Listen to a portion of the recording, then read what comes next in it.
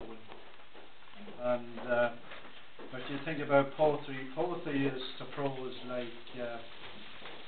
to me, what spirits are to be. You know, the way you have to keep distilling till the thing is pure and clarified. That's what happens in poetry. You distill the language until it's pure and cleared into the least possible number of words that expresses the thought that's in the poet's mind. And this is a poem called Poetry in Motion. It kind of sets the, if you like, the scene of what happens when, and I've touched on, if you like, the five senses in the course of this poem as well. Sudden is the birth of a single poem. It falls with simplicity into the short grass, nestling amid the buttercups and daisies, stepped on by uncaring feet that pass, and frivolous minds as vacuous as foam ignore the beauty in little things and poetic phrases.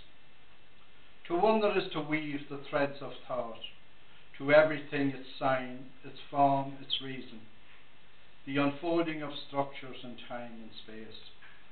Alternating rhythm of night and day changes in each season.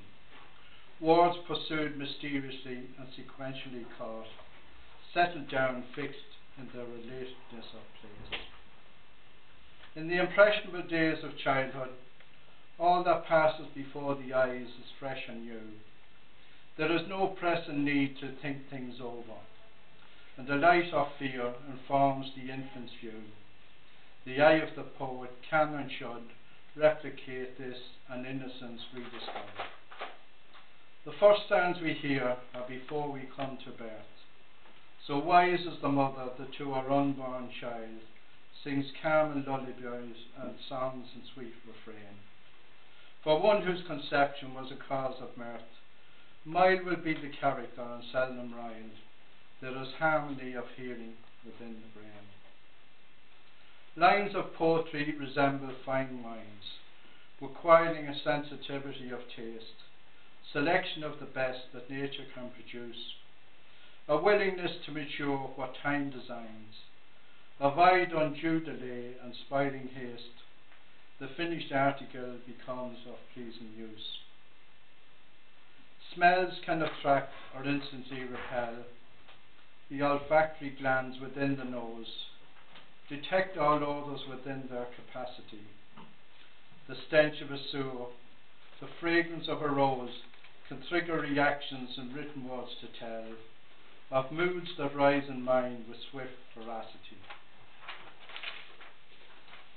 Our communion with each other is termed by the ways we touch, physically or mentally in daily living.